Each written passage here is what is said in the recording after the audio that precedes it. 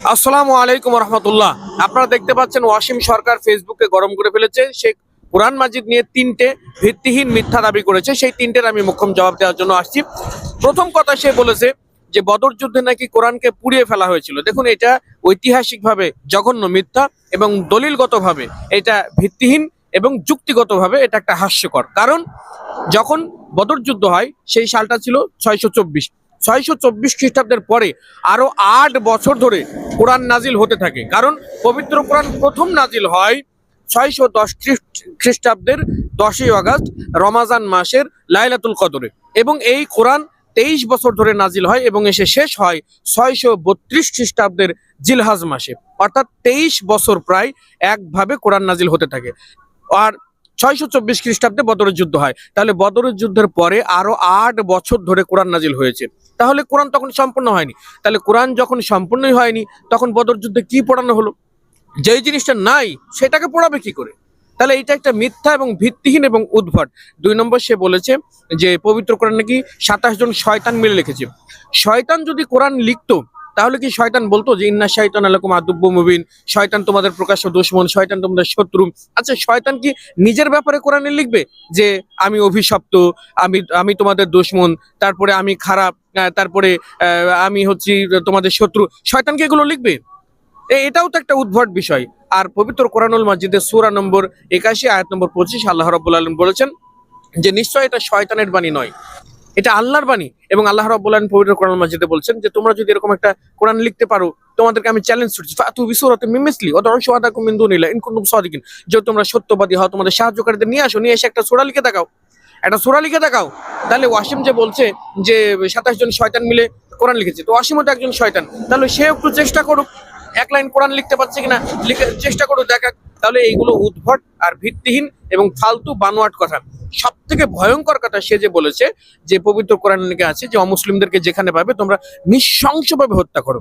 এটা খুবই একটা খারাপ কথা। সে সমাজে এটাকে ছড়ানোর চেষ্টা করছে। দেখুন, তার ব্রেন এতই লুজ, তার ব্রেন এতই কমজোর, তার ব্রেন এতই থার্ড ক্লাস, সে জানে না, সে তার ন্যূনতম এই জ্ঞানটুকু পর্যন্ত নাই যে যখন কোনো কথা বলে তাহলে সেই কথার উপরে ভিত্তি করে রেফারেন্স দিতে হয়, কোনো একটা উদ্ধৃতি দিতে হয়, এই জ্ঞানটুকু পর্যন্ত তার নাই। তাহলে সে বলুক যে পবিত্র কোরআনে এই কথাটা কোথায় আছে। পবিত্র কোরআনুল মাজিদের মধ্যে এরকম কথা কোথাও নাই যে তোমরা অমুসলিমদেরকে যেখানেই পাবে ধরো এবং নৃশংসভাবে হত্যা করো। এটা সে জানে না। কিন্তু এখানে বিষয়টা কোন আয়াতটাকে তারা ইন্ডিকেট করছে সেটা আমি আপনাদের বলে দিচ্ছি। সূরা তওবা 9 নম্বর সূরার 5 নম্বর আয়াত। আল্লাহ রাব্বুল আলামিন যে কথাটা ওখানে বলেছেন সেটা একটা যুদ্ধ পরিস্থিতিতে এবং অমুসলিমদেরকে ঢালাওভাবে হত্যা করো এইভাবে কথা নয়, বরং সেই যুদ্ধ পরিস্থিতিতে সেই সময় সেই প্রেক্ষাপট সেই অনুযায়ী। এবং তার পরের বাক্য সূরা তওবা সূরা নম্বর 9 আয়াত নম্বর 6 আল্লাহ রাব্বুল আলামিন বলছেন, তারা যদি তোমার কাছে আশ্রয় চায় তাহলে তাদেরকে তুমি আশ্রয় দাও, নিরাপদ স্থানে পৌঁছে দাও। তাহলে যাদেরকে আশ্রয় দিতে বলা হচ্ছে, নিরাপদ স্থানে পৌঁছে দিতে বলা হচ্ছে, তাদেরকে মারতে বলা হবে? একই মানে কথা এবং পরপর দুটো কথা, 5 নম্বর আর 6 নম্বর, এরকম কি হতে পারে? তাহলে হতে পারে না। তাহলে বোঝাই যাচ্ছে এখানে একটা ক্লাস 4 এর বাচ্চাও বলতে পারবে যে কোনো একটা পরিস্থিতি বা কোনো একটা সময়ের কথা এটা। তাহলে যুদ্ধ পরিস্থিতিতে যারা শত্রু আর সাধারণ মানুষ, এটা কি কখনো এক হতে পারে? তাহলে এই যে অপপ্রচারগুলো তারা চালাচ্ছে, এখান থেকে বোঝা যাচ্ছে তাদের কোনো প্রোপাগান্ডা, তাদের কোনো খারাপ উদ্দেশ্য তারা সমাজের মধ্যে চালিয়ে যাচ্ছে এবং তারই একটা বহিঃপ্রকাশ। আর সব থেকে ভয়ঙ্কর কথা সে বলেছে, যেই কোরআনে এরকম কথা আছে সেই কোরআনে নাকি সে প্রসাবও করে দিতে পারে। আর বলেছে যে গরু খেলে নাকি এরকম কোরআন পাওয়া যায়। এখন সে কোন কোরআন নিয়ে এসছে? সে বাংলাদেশে কি করতে গিয়েছিল? গরু খেতে গিয়েছিল না কি করতে গিয়েছিল আমি জানি না, আমি মন্তব্য করতে চাই না। সে যে বলছে যে আমি কোরআন নিয়ে এসেছি, তাজবুক ডিপোর কোরআন 21,000 টাকা খরচ হয়েছে, এইটা ও কোরআন নিয়ে এসেছে কি তার নিজের ধর্মগ্রন্থ? কারণ কোরআন কোনটা আর সাধারণ গ্রন্থ কোনটা এগুলো তো সে কিছুই জানে না, কারণ তার খোপড়ি তার ব্রেনে তো কিছুই নাই। এখন সব থেকে বড় কথা এবং শেষ কথা হলো, সে যে ওপেন চ্যালেঞ্জ দিয়েছে এগুলো কোরআনে সে দেখাতে পারবে। তাহলে হাজারো মুসলমান সেই তার চ্যালেঞ্জকে অ্যাকসেপ্ট করেছে, তাহলে সে তার সাথে বসুক। কিন্তু পার্সোনালি আমি তার সাথে বসতে চাই না।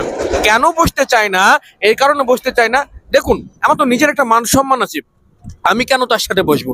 যার মাথায় মগজ আছে, যার ব্রেন আছে, যার বুদ্ধি আছে, যার চিন্তা আছে, মেধা আছে, আমি তার সাথে বসতে চাই। ওইরকম খ্যাপা আউল বাউল ছাউল যারা ট্রেনে কদিন আগে তবলা নিয়ে ট্রেনে গান করে মানুষের কাছে 2 টাকা 5 টাকা করে চেয়ে ভিক্ষা করে খেত, আমি কেন তাদের সাথে বসবো? আমার নিজের একটা আত্মসম্মানের ব্যাপার। তো যারা অ্যাকসেপ্ট করেছে তাদের সাথে সে বসুক না। আর সে যে কোরআনগুলোকে নিয়ে দাবি করেছে সেগুলো প্রমাণ করে দেখাক। আর যদি না পারে তাহলে এরকম পাগল ছাগলগুলো রাস্তায় ঘুরছে কেন? সরকার কি করছে? প্রশাসন কি করছে? কেন তাকে করা হচ্ছে না, আটক করা হচ্ছে না?